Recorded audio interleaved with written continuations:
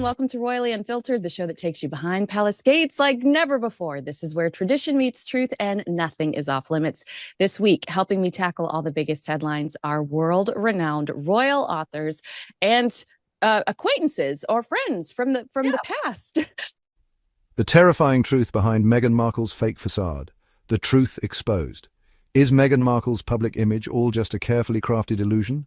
In this video, we uncover the secrets, scandals, and shocking revelations behind her carefully curated facade. You won't believe what we've discovered. Hugo Way Vickers. long ago. Yeah. Hugo Vickers and Sally Bedell-Smith.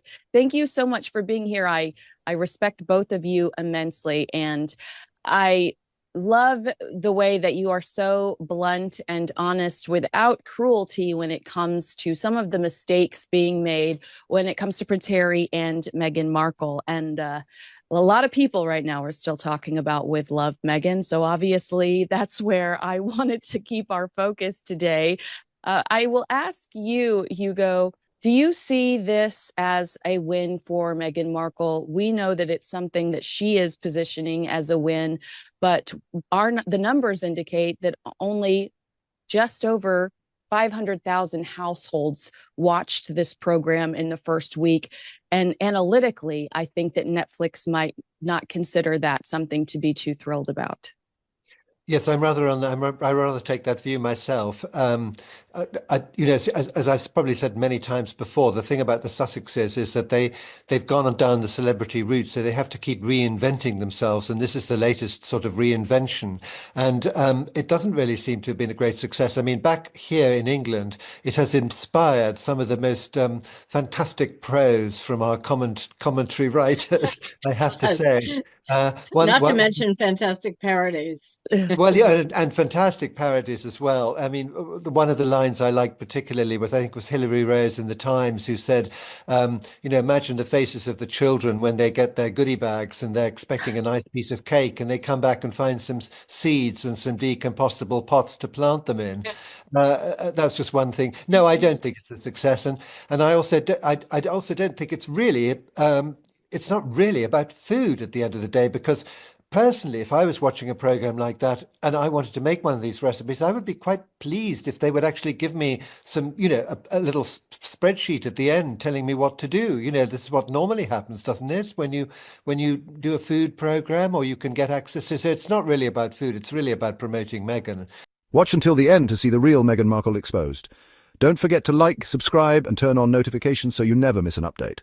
Meghan Markle, an actress, a duchess, a humanitarian. But is there more to her story than meets the eye?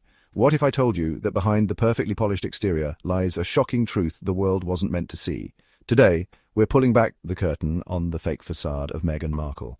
Stay tuned, because what we're about to reveal will leave you speechless. And I think it's not going to be a success. Oh, yeah. If you think about bath, we should not be eating bath salts, because the bath salt stories that were, coming out years ago were not great stories. Sally, go ahead. No, I was just saying, one of the things she did was she said, I put a little label on the lavender so people don't put it in their meals, as if we're all a bunch of dunderheads.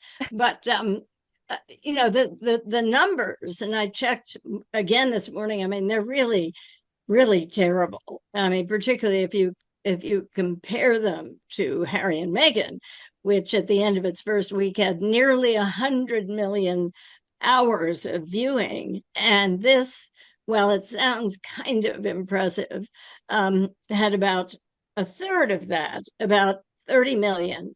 And the more telling number is the fact that people simply are not finishing it. I mean, there's an IMDb, you know what that is. That's, a big Hollywood measurement. And I think in the first episode got a really low rating of 2.7, and it dropped down even further to 2.1. So you have viewers initially tuning in for curiosity more than anything else. But I think only, maybe less than 20%, and that might even be generous, follow it to the final really cringing episode that she does with Alice Waters, the legendary chef. From Hollywood to Buckingham Palace, Meghan has always played the role of a strong, independent woman, but how much of it is real? Experts believe that every public appearance, every speech, every smile is strategically calculated. But who is pulling the strings behind the scenes? We all remember Megxit. I did watch all 8 episodes and wish I had those that time back, but I sort of forensically analyzed them. And I mean, there were so many inanities. And as Hugo referred to, I mean, it really is, at the end of the day, a show celebrating Meghan much more than it is a show about cooking. I mean, I'll give her credit. She does seem to be a foodie. She knows what it means to macerate something, which maybe many of her viewers didn't know. But she just invites these people in, whether they're professional chefs or whether they're pals who are sort of pompously labeled founder and friend, entrepreneur and friend.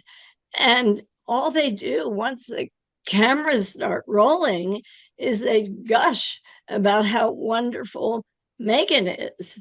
So, I mean, I think it must be terribly off putting.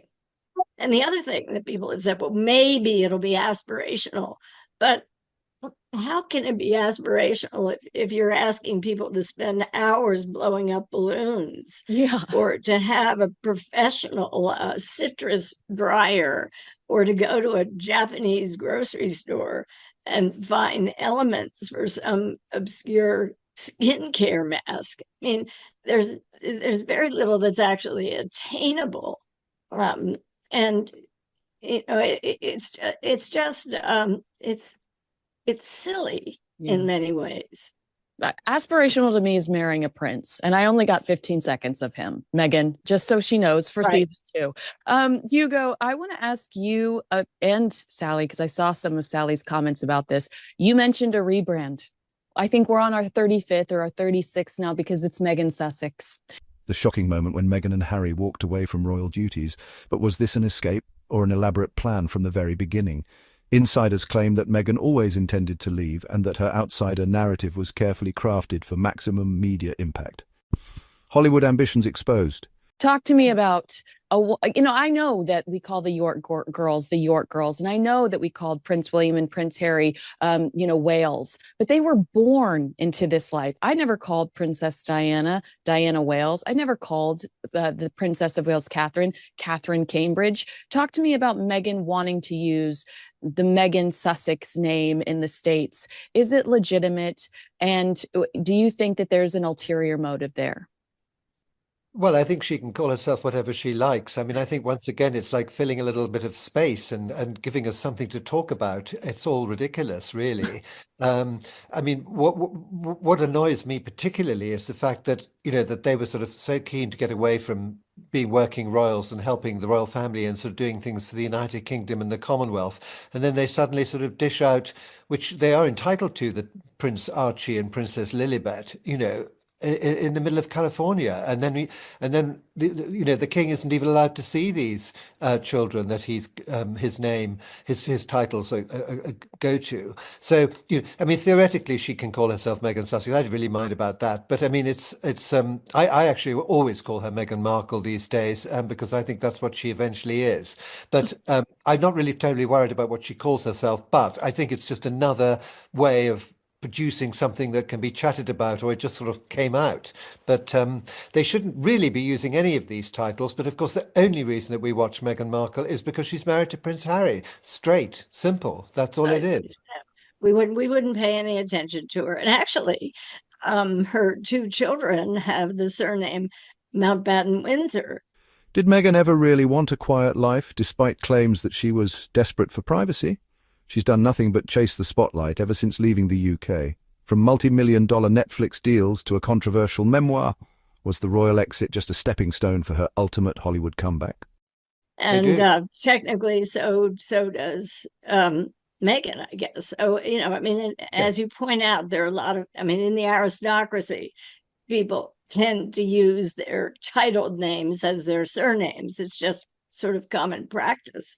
But I suppose my slightly cynical view is that by declaring and sort of slapping down poor Mindy for daring to call her, having the gall to call her Meghan Markle and say, and I think this is one of the lines that's going to linger for many years. Well, I am Sussex now.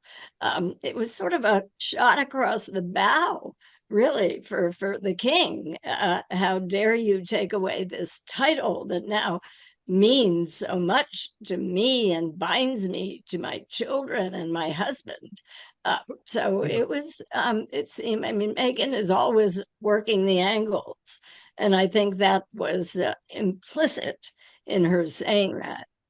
Oh, I thought that absolutely the worst thing that we ever saw, didn't you, was that fake curtsy in one of those earlier documentaries when she sort of mocked curtsying to the Queen. I was just so that if I mean I was already fed up, but if I hadn't been fed up, I would have been pretty fed up by then, don't you think? Yeah, absolutely.